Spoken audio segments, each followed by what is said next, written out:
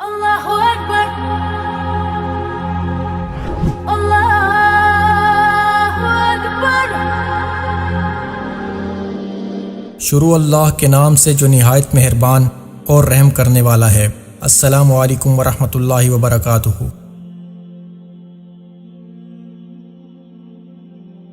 میرے محترم بھائی اور بہنوں، حج آدم علیہ السلام سے شروع ہوا ہے۔ عبادات میں کوئی اجتہاد اور عقل نہیں، جیسے اللہ نے کہا ہے ویسے کرنا ہے۔ نماز اپنی عقل سے ہم معلوم نہیں کر سکتے، روزہ ہے، حج ہے۔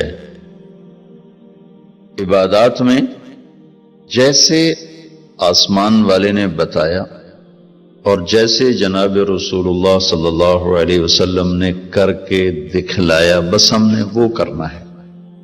باقی چیزوں میں معاملات ہیں، زندگی کی باقی ضروریات ہیں، اس میں زمانے کے لحاظ سے سوچ بچار بھی ہے، تبدیلی بھی ہے، اجتہاد بھی ہے۔ عبادت اسے کہتے ہیں جس میں بس جو اللہ نے کہا، جو اس کے نبی نے فرمایا، کر کے دکھایا، ویسے کرنا ہے۔ ہمارے نبی پاک کا میں تھوڑا سا آپ کو مختصر خاکہ حج کا بتا دیتا ہوں۔ جناب رسول اللہ صلی اللہ تعالی علیہ وسلم نے حج کا جب اعلان فرمایا، یہ 10 ہجری، تو اطراف سے قبائل جمع ہوئے، کوئی 12,000 کا مجمع اکٹھا ہو گیا مدینہ میں۔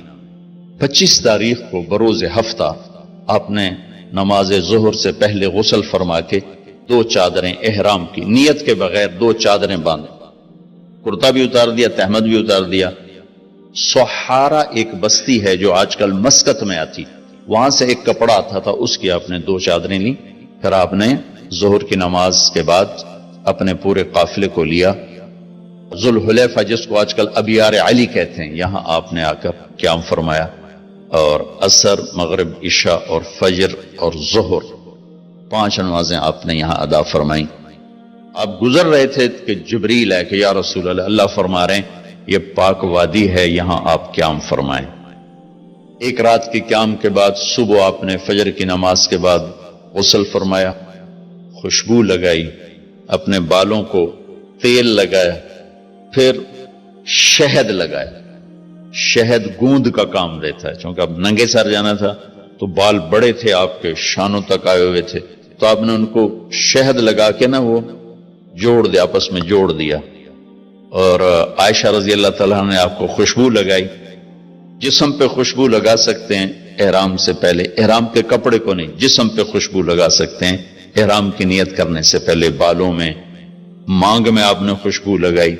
پھر اس کے بعد آپ نے ظہر کی نماز ادا فرمائی اور آپ اونٹنی پہ سوار ہوئے اور قبلہ رخ ہو کر آپ نے کہا لبیک حجۃ اللہم لبیک۔ آپ نے حج کا احرام باندھا تو جبریل آئے کہ یا رسول اللہ، اللہ تعالیٰ فرما رہے ہیں عمرے کو شامل فرمائے۔ وہاں سے آپ چلے، آپ کے ساتھ کوئی 12,000 کا مجمع تھا، اور آپ ملل میں آپ نے قیام فرمایا۔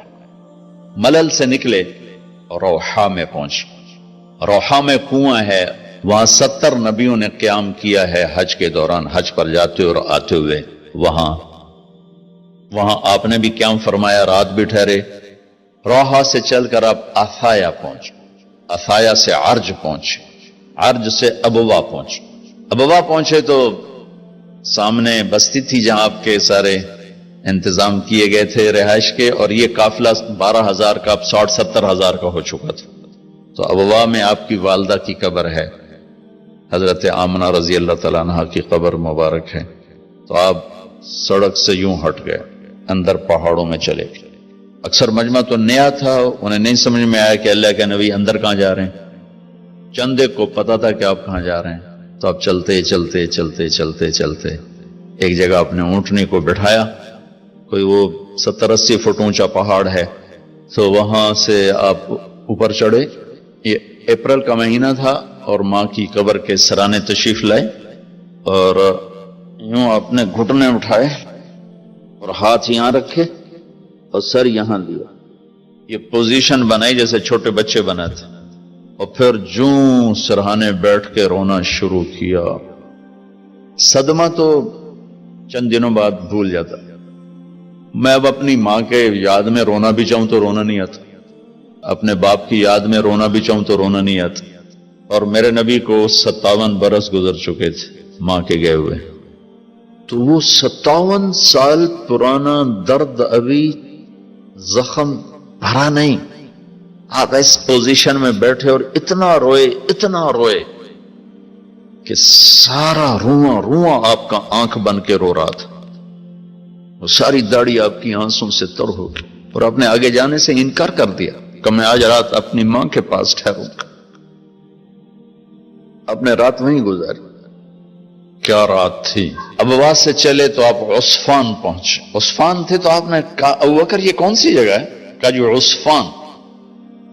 کہا میں دیکھ رہا ہوں ہود اور صالح علیہ السلام گزر رہے ہیں اس وادی سے، لبیک کہتے ہوئے حج کو جا رہے ہیں۔ عصفان سے آپ مرہ زہران پہنچے، پھر وہاں سے آپ صرف پہنچے، پھر وہاں سے آپ تنعیم پہنچے۔ تنعیم میں آپ نے احرام کی چادروں کو تبدیل فرمایا، جو 2 چادریں مدینہ میں زیب تن فرمائی تھی، تنعیم اتار کر تو نئی چادر اسی کپڑے کی۔ پھر مکہ کے ٹاپ سے آپ انٹر ہوئے اور بیر زی طوا کے کنویں پر آ کر آپ نے قیام فرمایا۔ یہ ہے اتوار کی رات، 25 کو چلے اور 4 کی رات کو، یہ مہینہ 29 کا تھا، تو 4 کی رات کو آپ مکے پہنچ گئے۔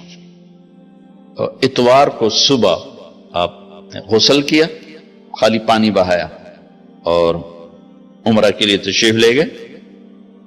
صفا مروہ کی طرف سے آپ پہنچے، باب و بنی شیبہ کے سامنے آپ نے اونٹنی کو بٹھایا تو بنو ہاشم خاندان کے بچے آ گئے، ان سب کو ملے، کئیوں کو اونٹنی پہ بٹھا لیا، کئیوں کو پیار کیا، گلے لگایا، پھر ان سب سے ہو کر باب و بنی شیبہ، یہ باب و بنی عبد مناف تھا، آپ کے خاندان کا دروازہ تھا، اس سے آپ انٹر ہوئے، اور جب آپ فارغ ہوئے تو باب و بنی مخزوم سے آپ باہر نکلے۔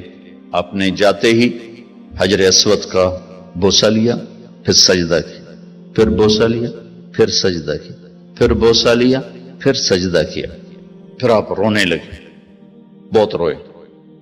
اس کے بعد آپ طواف شروع فرمائے۔ تیسرے یا چوتھے چکر میں آپ نے پانی بھی پیا، اور حضرت عمر سے فرمایا کہ عمر حجر اسود کے بوسے پہ لڑائی نہ کرنا، جگہ ملے تو لے لینا، جھگڑا نہ کرنا، جیسے ہمارے نادانی میں لوگ وہاں عورتیں بھی ایسی حماقت کرتی ہیں کہ ایک سنت عمل کے لیے فرض چھوڑ دیتے کہ مرد عورت کا یوں آپس میں اختلاط، یہ اس سے بچنا فرض ہے، اور وہ ایک سنت کے لیے گھس رہی، اور لڑائی جھگڑے فساد، قریب بھی نہیں جانا چاہیے۔ اللہ کے نبی نے استلام کیا، جب رش ہو گیا تو آپ کے پاس ایک لکڑی تھی، وہ دور سے یوں لکڑی کو لگا کر اور اس کا بوسہ لے لے۔ پہلا آپ نے بوسہ لیا، اس کے بعد رش ہو گیا تو پھر آپ نے ہر دفعہ بوسہ میں ایک دفعہ بوسہ لیا، اس کے بعد آپ کے پاس ایک لکڑی تھی، اس لکڑی کو آپ یوں چھوتے تھے اور حجر اسود کو، اور اس کا بوسہ لے لیتے تھے۔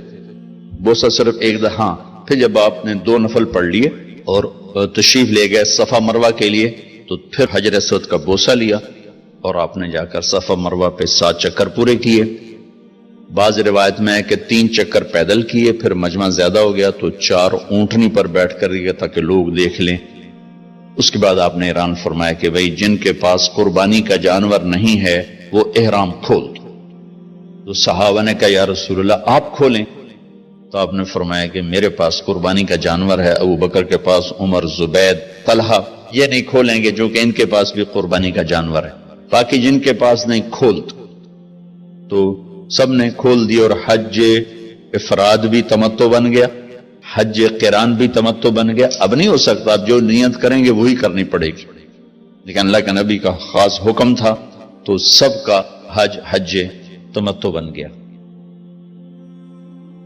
آخر میں آپ لوگوں سے گزارش ہے کہ اگر آپ کو ہماری یہ کوشش پسند آئی ہو تو اسے زیادہ سے زیادہ صدقہ جاریہ کے طور پر شیئر کریں۔ اللہ آپ سب کو اپنی حفظ و امان میں رکھے، آمین۔